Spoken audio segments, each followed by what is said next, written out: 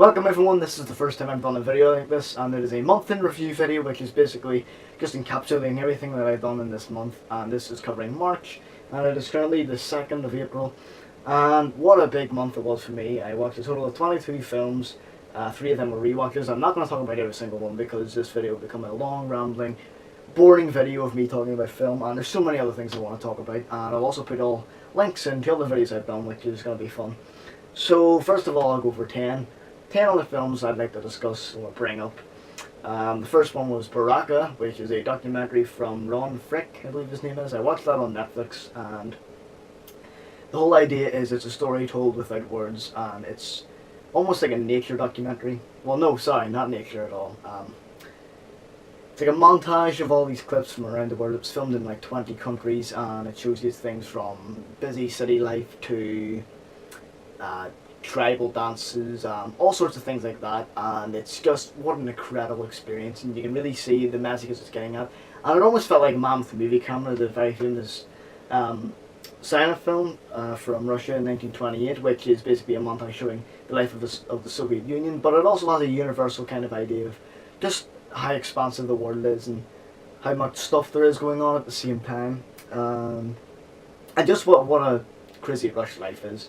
And that's what I liked about it. So Baraka is a brilliant film. Definitely recommend seeing that. Check it out. It's on Netflix, as I said. Big Hero 6. Was very pleased with that film.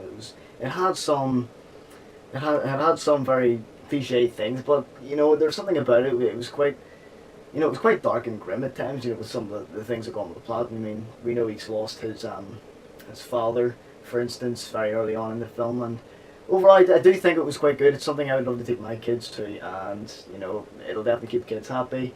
And I love the overall style of it, combining Japan and New York, or San Fran Tokyo, I think it was called. Yeah, so combined San Francisco, sorry, and Japan. I like that little theme. It was quite playful, and you can see it's really came from good source material because I know it comes from a comic or graphic novel, I believe it is. I'd love to check that out, but yeah, Big Hero 6 was quite a fun film. Fatal Attraction, this is quite a well-known one for some of the older people here who are watching. Very famous film that came out in the 80s, and I can't believe I hadn't seen it yet. But obviously I had heard of the Bunny Boiler, and I've seen a clip of that scene before, and I was really pleased with that film. I thought it got really good. I mean, I didn't know much about it walking into it. Whenever I had to watch it for class, and we saw it in class, and got quite a good reaction from the audience. So not the audience, just the people in my class, and I thought it was really great. I was really pleased. It really did get better as it went along, and very good thriller. The film I was very pleased with was Farewell My Concubine, which I watched the other day, and I'm surprised how low the rating is on Rotten Tomatoes. Like the average rate's like 7.8 out of 10, but then again it's only got like 15 reviews. But Farewell My Concubine tells a huge story of these two young boys who meet at a carnival troupe, which is like an entertainment / theatre group. Kids are basically kind of forced to perform, and well, they meet and they have a career together for 50 years, and the film tells a story from the 1920s through to the 1970s, and it's a really big story. You've got all this politics going on and seeing all this stuff happening in China, so it's a really good political backdrop, and you can kind of see the messages they're trying to get across, what's happening to theatre at the time, and what's happening to these two characters. And it's a real character study as well, because you know, I just love the amount of tradition of culture and everything. You can get a real sense of that with the story for My Concubine, which is in the film we learn is a very old piece of Chinese theatre. It's a very old story, and of course there's a big symbol for the whole film. And I think I think that's a bit of a spoiler for me, because I knew what was going to happen. I knew the story was going to result in what the theatre, the actual story was, and how it was going to end with the characters. You know, it was symbolic in that sense, but at the same time, it didn't ruin it from being a great experience. It's 2 hours and 40 minutes, and there was some bits that dragged, but overall, it's a really rewarding experience. It's really beautifully shot, very well acted, and there's just something about it that it's filled with culture, filled with Chinese culture. So it's really, check that one out if you're into Asian films. The Tila Princess, which I was very pleased to see a press screening of. It was I had originally downloaded and watched it, sorry, but I got to see the press screening of it, and it's coming out on the 12th of April at Queen's Film Theatre Belfast. So if any of you are watching that in your local, keep an eye out. I think it'll be playing in the UK quite soon, so definitely You just need to. I mean, it's not a recommendation; it's a command. You need to see this film. It's one of the most incredible animated films. And seeing it on the big screen makes a difference, and it made it very worthwhile. I was very pleased watching the film on the big screen. It's just so beautifully drawn. It's from director Isao Takahata. It's another Studio Ghibli film, and highly recommend. Couldn't say it enough. Seven Up, which is a documentary series. I can have it here. Seven Up. I watched the first one, Seven Up. I'm gonna watch the rest in the summer. It was a great series, and it's gonna follow the characters. Sorry, not characters. The people every 7 years in their lives. So that's going to be interesting to watch. I was really pleased with the first one and hearing what the kids had to say. Night on Earth, I was very pleased with that, from Jim Jarmusch, telling 5 stories, all about taxi drivers across different cities. I got New York, and I think you had Alaska or something. I can't really remember all the locations, but it was really good, and Winona Ryder was in it. Roberto Benigni, the director of Life is Beautiful, very famous Italian comedian. But Night on Earth, it told the 5 stories, and I really, really enjoyed some of the stories. I mean, it was almost like a human condition sort of piece as well, and a real character study. And the taxi driver whole idea is, iconic in itself, just because taxi drivers really do learn a lot about the world from everyone that gets in the cab. But I think that's something that's been done, but it's been done a lot. But Night on Earth it done it really well. Rosetta is another, and that's from the Dardenne brothers, Jean-Pierre and Luc Dardenne, yes, French filmmakers. Rosetta is one of their earlier films that came out in 1998, and it was really, really good. I mean, when you look at their films, you can really see there's a auteur to their style, that realism. There's a lot of realism in their films, and the camera work, there's a lot of motion to it, and I love the way they do like those long takes and everything. It's really part of their style. They do it very well, and Rosetta tells a really gritty, kind of honest story of hardship, and they really capture it so well. And they do the same with the kid with the bike, and 2 Days One Night, which is their most recent, which was very good, starring Marion Cotillard. But yeah, really good film again, Rosetta. And the last one I'm going to talk about, because already I've talked so much, The Grapes of Wrath, based on John Steinbeck's famous American novel, and this is my first John Ford film. What have I been doing with my life as a film person, a film buff? I haven't seen a John Ford film yet, except for clips of Stagecoach. But The Grapes of Wrath is a fantastic story. I mean, it's a real criticism of the American dream. You have this family that live in, they just live on like a farmland, and bulldozers comes to knock down their houses, to take over the land, to expand homes or business or whatever. So they go to California to try and get jobs, be prospective. And it really is just a criticism of America at the time, and for its time, it's amazing to see that kind of story on the screen. I mean, this is not long after Italian neorealism, in fact, no, it's around the same time as neorealism in Italy, telling those stories of the underclass person, working class, just looking at the hardship and grittiness of life. And it's 1940, it's fantastic to see in a Hollywood / American film. And Grapes of Wrath is one of my favourites, and it's really heartbreaking. The performances are absolutely fantastic from Henry Fonda. I hope I got his name right. But check that out if you're into classics. And okay, the next thing I'd like to talk about is TV consumption. I checked out the first season of Curb Your Enthusiasm. Oh my god, I absolutely love that show. It's so funny. It's what the show does. Larry David's just a natural performer. And it's the thing, the source of the comedy is what makes it so funny. It's not just like, it's kind of funny.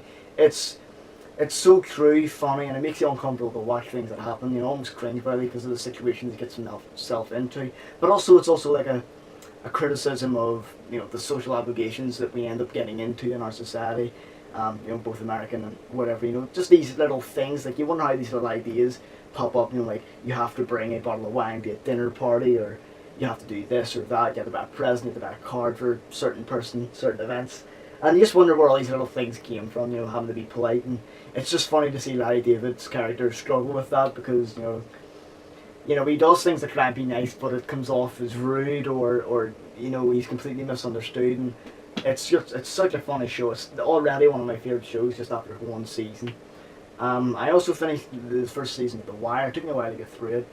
Honestly, I heard someone say it gets worse as it goes along, but I hope not, because I did like it. I did enjoy it, and you can see definitely for its time, 1999. It really did change TV because of its pacing. You know, it didn't have any cliffhangers. It just really, it kind of just flowed. Um, and of course, you know, the element was quite realistic on the fact that it was telling the story of all the police, and it was showing you the projects, and it was a combination of both, you know, detective stories and also, you know, that kind of underclass urban stories combined, telling two different narratives. But you know, I really enjoyed it, but you know, I wasn't blown away. I guess that's hype because The Wire's been known over the years as one of the most critically acclaimed shows. But you know, I definitely didn't not enjoy it. No, I definitely didn't. I enjoyed it. That's what I meant to say. I always get confused with those kind of things. I also started watching House of Cards season 3, which is very good. Probably been very polarizing, but I don't know what the real consensus is on. I think this is the best season of House of Cards. Kevin Spacey is just irresistible to me. He's just a fantastic actor, and he makes that series. If it wasn't for Frank Underwood, Kevin Spacey playing him, I don't think it'd be as great a show. Nowhere near as great a show. But yeah, very good, very political, of course, but also it's got that human side to it as well. So that's mostly it with TV. You know, I've been watching Seinfeld as well, which is a pretty good show. Very enjoying that as well. Seinfeld's a good show. I also started reading American Psycho, which is a really good book. I'm 65, 70 pages in. So I have seen, of course, the Christian Bale film, American Psycho, and it's really good, and I haven't seen that in like 3.5 years or something, but I thought I'd pick up the book, you know, because I was on my flight to Birmingham, more on that in a second, and I thought, why not? So I've read it so far, and it's almost like Fight Club as well, with that whole American criticism. It's very postmodern in that sense, but I get talking about that for ages, so I'll not talk too much. It's over 10 minutes. I think I'm definitely at the 10-minute mark. But yeah, my life at the moment has been very good. I'm very excited because I've learned all this new stuff about what's going to happen. I just got accepted for Belfast Film Festival to do volunteer work. I just found out yesterday that I'm going to go study at Montana State. I'm very excited about that. I'll do more on that next month when I find out more stuff. But I'll be going over to do like a film production course or something like that. What modules I'm going to be doing is yet to be arranged, but I'm very excited. I mean, I'm from Northern Ireland. I'm getting to go to Montana State to study film, and that's just really exciting to me. And I'm also helping out with Queen's Film Theatre, my local cinema, local independent cinema, doing some volunteer work, helping organise some film events coming up in October or whatever. But it's really great doing all this film stuff. I mean, I really feel like I'm getting involved now with film and the film industry, and of course going to my Birmingham trip to the Flatpack Film Festival was, you know, on top of everything here. It was just wonderful. I have a video of it here, so you can check that out. I'll put a link up there. Shit. And you can go ahead and watch it if you're interested. Basically, Flatpack Film Festival was really good. It was at the Mac Arts Centre in Birmingham, which is just this big arts centre and has all this different creative stuff going on. You know, got people doing artwork, children's illustrations, there's film, video projects, all different kind of media and art things going on there, and different events like screenings and stuff. And also some theatre stuff as well. But yeah, it was really good. And also I have a film I'm working on, so you can, you know, that's my entire life. There's not a single thing in this video that's not related to film, except for me reading a book, which has also been adapted to a film. So yeah, I look forward to filming more in mid-May. No, not mid-May. I hope the film's done by mid-May. I filmed last week, which I did a video on, which you can check out there. Just a little quick update about filming, which went quite well.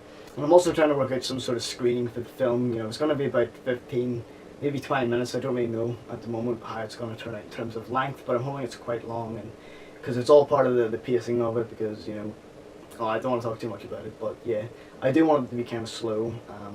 That's the intention. I might try and get a link up, because I'm going to try and take it to a festival, but I also want to show a couple of people on here, so if they are interested, I'll see about sending a link to them and get some feedback. And I'd even show a rough cut or a, you know, one before I send it to the festival, if anyone has any feedback to give or any ideas they'd like to bring to it before I take it to the festival, because I would really like it to, you know, stand out. I hope I can, you know, actually get shortlisted. I don't need to win, but, you know, I'd love for my film to be screened or get some sort of attention, because that's what I'm really looking to do at this point in my life, because, you know, I've put so much into this film, and I've had to push the dates back I'm going to film again in 3 weeks' time, and it's going to be like 6 to 7 hour shoots, and hopefully I can get it all done. And I've also done rehearsals. I've put so much. I've never done this much for a film before, and it's been a wonderful experience. I've had lots of good support from people, getting equipment from the university and everything. So hopefully it all goes well. And that's really it. My life and film projects so far. That's just an update. And this is my month in review, and I hope you enjoyed it. I hope you check out some of the videos as well. Yeah, well that's it really. Thanks for watching, everybody, and thanks for watching. Also, look at this crazy light setup. It's quite funny.